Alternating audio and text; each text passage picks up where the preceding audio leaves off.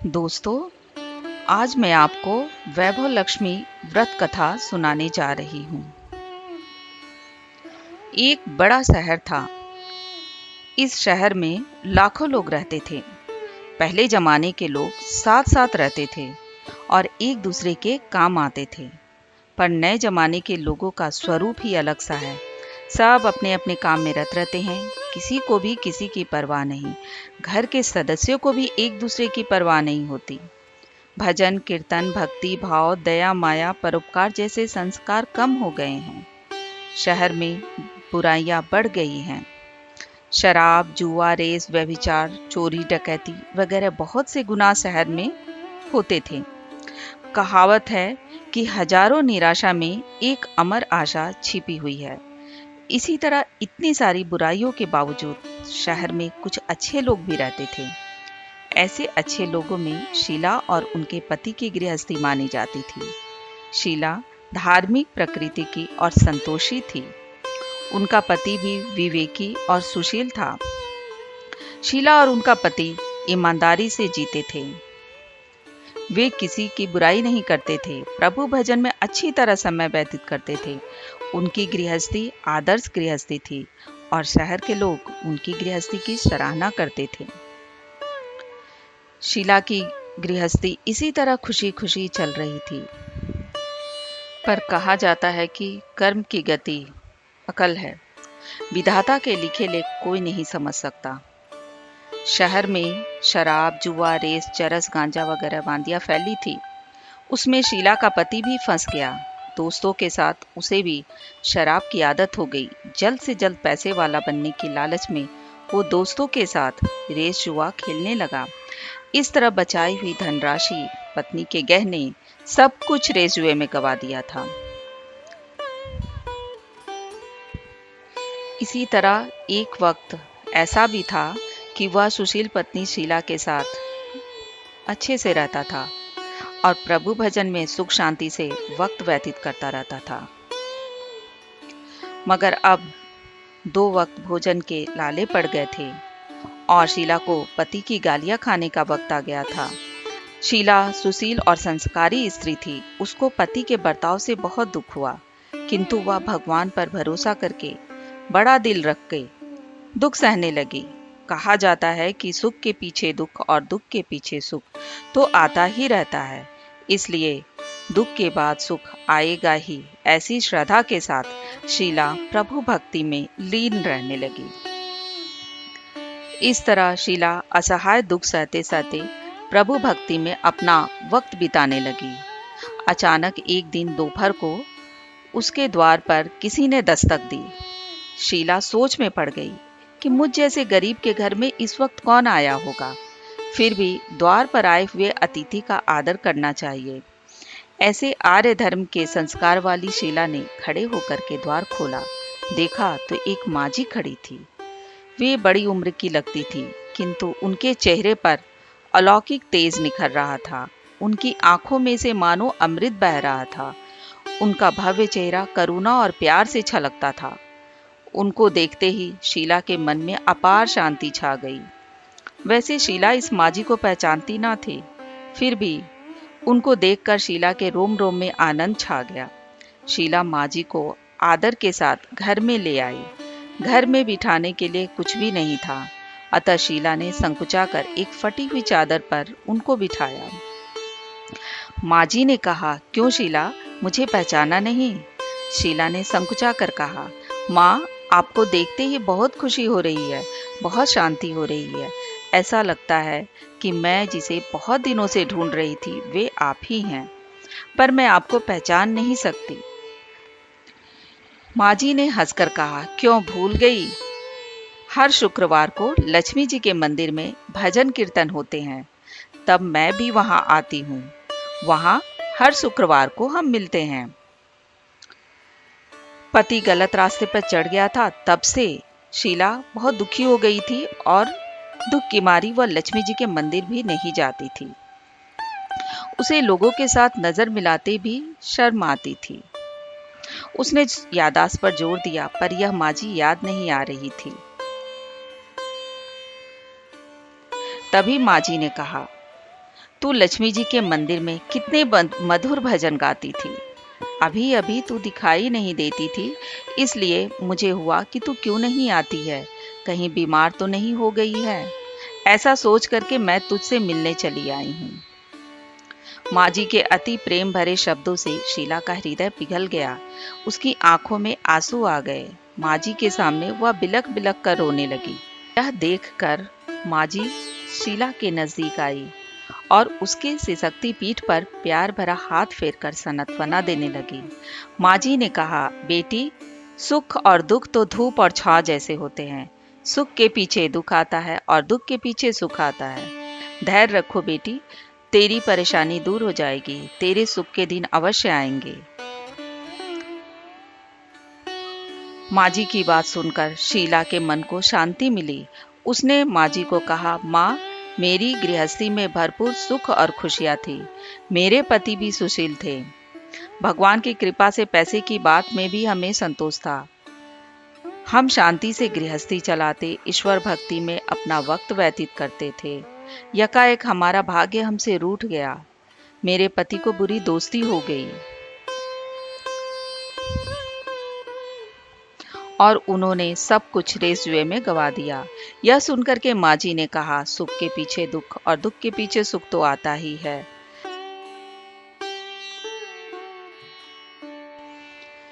यह सुनकर माँ जी ने कहा, सुख के पीछे दुख और दुख के पीछे सुख तो आता ही रहता है। ऐसा भी कहा जाता है कि कर्म की गति न्यारी होती है। हर इंसान को अपने कर्म भुगतने ही पड़ते हैं। इसलिए तू चिंता मत कर, अब तू कर्म भुगत चुकी है। अब तुम्हारे सुख के दिन अवश्य आएंगे। तू तो माँ लक्ष्मी जी की भक्त है। माँ लक्ष्मी जी तो प्रेम और करुणा के अवतार है। वे अपने भक्तों पर हमेशा ममता रखती हैं। इसलिए तू धैर्य रख के माँ लक्ष्मी जी का व्रत कर, इससे सब कुछ ठीक हो जाएगा।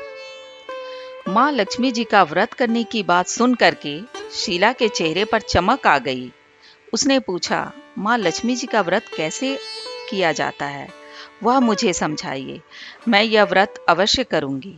माँ जी ने कहा, बेटी, माँ लक्ष्मी जी का व्रत बहुत ही सरल है। उसे वरद लक्ष्मी व्रत या वैभव लक्ष्मी व्रत कहा जाता है। यह व्रत करने वाले की सब मनोकामना पूर्ण होती है। वह सुख संपत्ति और यश प्राप्त करता है। ऐसा कहकर माँ जी वैभव लक्ष्मी व्रत की विधि कहने लगी। बेटी, वैभव लक्ष्मी व्रत वैसे तो सीधा साधा व्रत है। यह व्रत शुक्रवार को करना चाहिए। सुबह में स्नान करके स्वच्छ कपड़े पहनो और सारा दिन मन में जय माँ लक्ष्मी का भजन करो। शाम को पूर्व दिशा में मुंह रख करके इसी तरह आसन पर बैठ जाओ। सामने पाटा पर रुमाल रखो। रुमाल पर चावल का छोटा सा ढेर करो। उस ढेर पर पानी से भरा तांबे का कलश रखकर कलश पर एक कटोरी रखो। उस कटोरी में एक सोने का गहना रखो। सोने का ना हो तो चांदी का भी रख सकते हो। चांदी का ना हो तो नगद रुपया भी रख सकते हो। बाद में घी का दीपक जलाकर धूप सली सुलगा रखो। माँ लक्ष्मी जी के बहुत से स्वरूप हैं और माँ लक्ष्मी जी को श्रीयंत्र अति प्रिय है। अतः वैभव लक्ष्मी व्रत में पूजन विधि करते समय सर्वप्रथम श्रीयंत्र और लक्ष्मी जी के विविध स्वरूपों का सच्चे दिल से दर्शन करो। उसके बाद लक्ष्मी सतपथ का पाठ करो। बाद में कटोरी में रखे हुए गहने और रुपये को हल्दी कुमकुम और चावल चढ़ाकर पूजा करो। लाल रंग का फूल चढ़ाओ। शाम को कोई मीठी चीज बनाकर उसका प्रसाद रखो। ना हो सके तो शक्कर या गुड़ भी चल सकता है। फिर आरती करके सच्चे हृदय से जय माँ लक्ष्मी बोलो। बाद में 11 या 21 शुक्रवार यह व्रत करने का दृढ़ संकल्प माँ के सामने करो और आपकी जो भी मनोकामना हो वो पूरी करने को माँ को प्रार्थना करो। फिर माँ का प्रसाद बांट दो और थोड़ा प्रसाद अपने लिए रखो। अगर आप में शक्ति हो तो सारा दिन उपवास रखो। सिर्फ प्रसाद ग्रहण करके शुक्रवार करो और ना हो तो 2 बार भी भोजन कर सकते हो। बाद में कटोरी में रखा गहना या रुपया ले लो, कलश का पानी तुलसी की क्यारी में डाल दो और चावल पक्षियों में डाल दो। इसी तरह शास्त्रीय विधि अनुसार व्रत करने से उसका फल अवश्य मिलता है। इस व्रत के प्रभाव से सब प्रकार की विपत्ति दूर हो जाती है। जिसे संतान न हो उसे संतान की प्राप्ति होती है। सौभाग्यवती स्त्री का सौभाग्य अखंड रहता है। शीला यह सुनकर के आनंदित हो गई। फिर पूछा, माँ, आपने वैभव लक्ष्मी व्रत की जो शास्त्रीय विधि बताई है वैसे मैं अवश्य करूंगी, किंतु इसकी उद्धापन विधि किस प्रकार करनी चाहिए यह भी कृपा करके सुनाइए। माँ जी ने कहा, 11 या 21 शुक्रवार जो मन्नत मानी हो उतने शुक्रवार यह वैभव लक्ष्मी व्रत पूरी श्रद्धा और भावना से करना चाहिए। व्रत के आखिरी शुक्रवार को जो शास्त्रीय विधि अनुसार उद्धापन विधि करनी चाहिए वह मैं तुम्हें बताती हूँ। आखिरी शुक्रवार को खीर या नैवेद्य रखो। पूजन विधि हर शुक्रवार को जैसे करते हैं वैसे ही करनी चाहिए। पूजन विधि के बाद श्रीफल फोड़ो और कम से कम 7 कुंवारी या सौभाग्यशाली स्त्रियों को कुमकुम का तिलक करके साहित्य संगम की वैभव लक्ष्मी व्रत की एक एक पुस्तक उपहार में देनी चाहिए और सबको खीर का प्रसाद देना चाहिए। फिर धन लक्ष्मी स्वरूप, वैभव लक्ष्मी स्वरूप माँ लक्ष्मी जी की छवि को प्रणाम करें। माँ लक्ष्मी जी का यह स्वरूप वैभव देने वाला है। प्रणाम करके मन ही मन भावुकता से माँ की प्रार्थना करते वक्त कहें कि हे माँ धन लक्ष्मी, हे माँ वैभव लक्ष्मी, मैंने सच्चे हृदय से आपका वैभव लक्ष्मी व्रत पूर्ण किया है, तो हे माँ हमारी सब मनोकामना पूर्ण करे, हम सबका कल्याण करें। जय माँ लक्ष्मी। इस तरह माँ की प्रार्थना करके माँ लक्ष्मी जी का धन लक्ष्मी स्वरूप को भाव से वंदन करें। माँ जी के पास से वैभव लक्ष्मी व्रत की शास्त्रीय विधि सुन करके शीला भाव विभोर हो उठी। उसे लगा मानो सुख का रास्ता मिल गया है। उसने आंखें बंद करके मन ही मन उसी क्षण संकल्प लिया, हे वैभव लक्ष्मी माँ, मैं भी माँ जी के कहे मुताबिक श्रद्धा से शास्त्रीय विधि अनुसार वैभव लक्ष्मी व्रत की 21 शुक्रवार तक व्रत करूंगी और व्रत की शास्त्रीय विधि अनुसार उद्धापन विधि करूंगी। शीला ने संकल्प करके आंखें खोली तो सामने कोई न था। वह विस्मित हो गई कि आखिर माँ जी कहाँ गई। यह माँ जी कोई और नहीं था, साक्षात लक्ष्मी जी थी। शीला लक्ष्मी जी की भक्त थी। वो अपने भक्त को रास्ता दिखाने के लिए माँ जी का स्वरूप धारण करके आई थी। दूसरे दिन शुक्रवार था। शीला ने पूरी श्रद्धा भक्ति से शुक्रवार किया और व्रत रखा।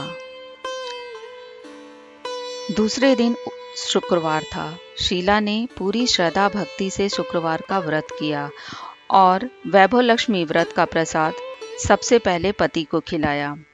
प्रसाद ग्रहण करते ही उसके स्वभाव में फर्क पड़ा और उस दिन उसने शीला को मारा नहीं, सताया भी नहीं। शीला को बहुत आनंद हुआ। उसके मन में वैभव लक्ष्मी व्रत के लिए श्रद्धा बढ़ गई।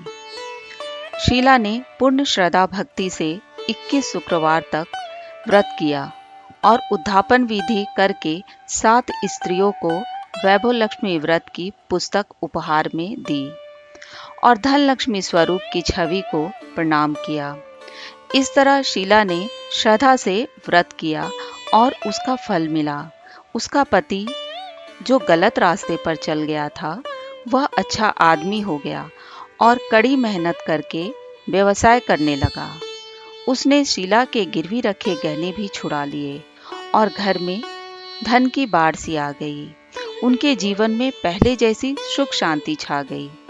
वैभव लक्ष्मी व्रत का प्रभाव देख करके गली मोहल्ले की दूसरी स्त्रियां भी वैभव लक्ष्मी व्रत करने लगी।